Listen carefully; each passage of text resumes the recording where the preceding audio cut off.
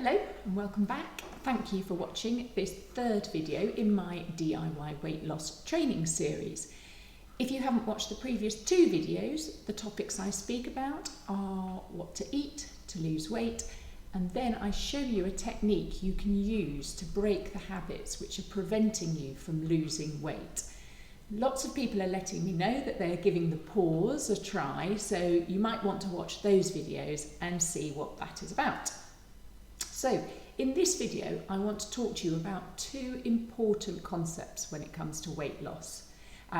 They really apply to so many aspects of our lives, but for now, I'm going to explain how they affect weight loss.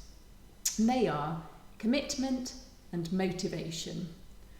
I will talk about commitment first because that makes sense to me. You make a commitment to lose weight, and then you need the motivation to continue making that commitment throughout your weight loss journey. When you stop losing weight is when you have no motivation to do the things that you need to do. Prepare food, plan your menus, do your exercise, and you take the easy option of ordering in, grazing, thinking, I can't be bothered to do that now, I don't have the energy, I'll start again tomorrow, after the weekend, at the start of the month, and so on. So first, let's look at what a commitment is. It's defined as a promise or firm decision to do something. And in this way, it makes it different from wanting something. The definition of want is to wish for a particular thing. So when someone tells me they want to lose weight, I'm always questioning them, asking them if they are 100% committed to losing weight, because the two things are very different. Wanting something is passive, waiting for it to happen. You are almost an observer in the process. Being committed is the opposite of this. It requires action, movement forwards, an ability to continue with that decision regardless of the obstacles that may be in your way. So, to put this in context, let's look at a non-weight loss related example to explain what I mean about the difference between wanting something and being committed to something.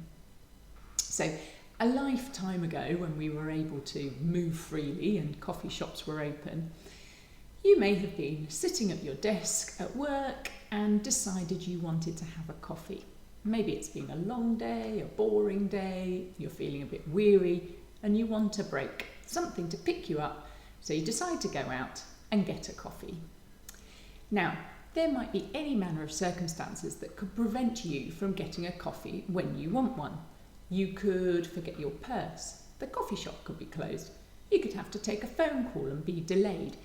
If you want a coffee, remember the definition, you wish to have a coffee, then you might decide it's too much trouble. You think, I can't be bothered to go back and get my purse, to walk to another coffee shop, which is further away maybe, to go out after this phone call when it would be dark or it might have started raining.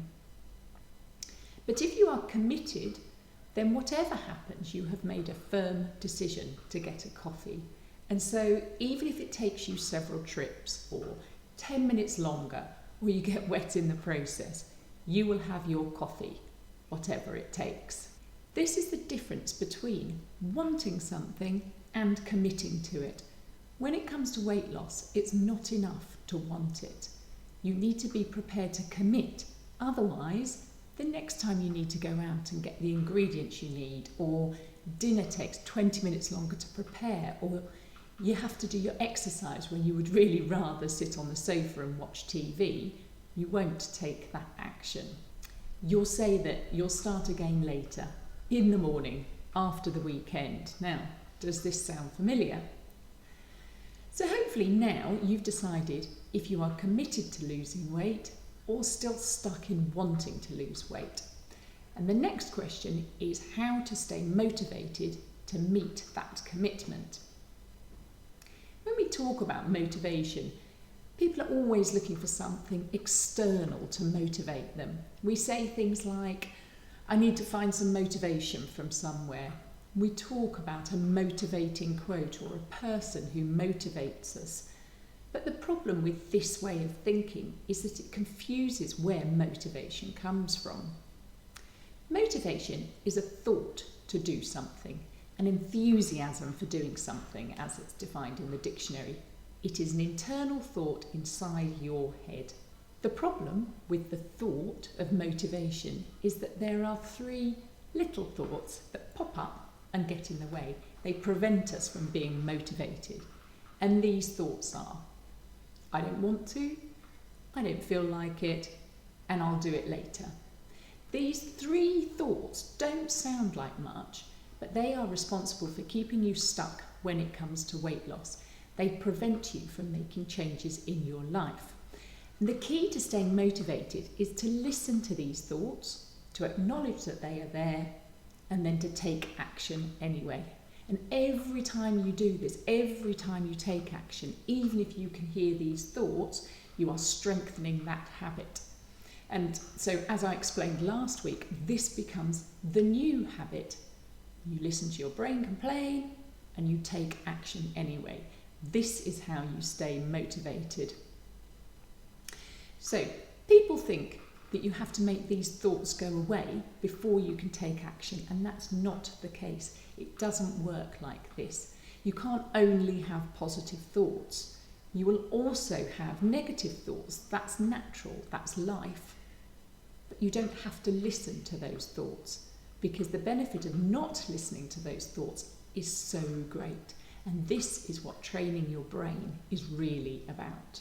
The second misconception is that you always need to feel excited or enthused to take the action. And again, this is not the case.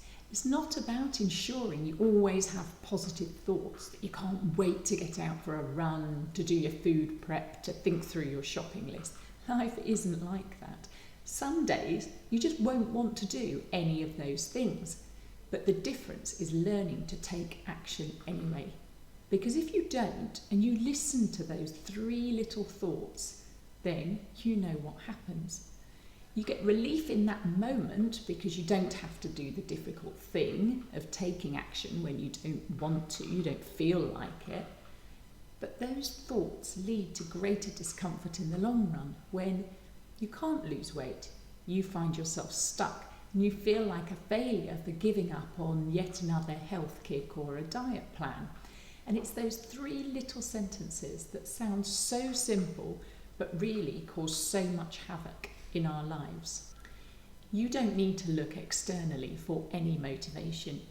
You have all the motivation you need inside of you. You are able to create it. It's those three thoughts that get in the way. And when you understand that, that is what gives you the power to create change for yourself. I hope you've enjoyed this third video in my DIY weight loss series, and I've loved hearing from those of you who've watched the videos so far. If you are new and this is the first video that you've watched, then please let me know and let me know what you think, and I will get back to everybody who does so. Thank you.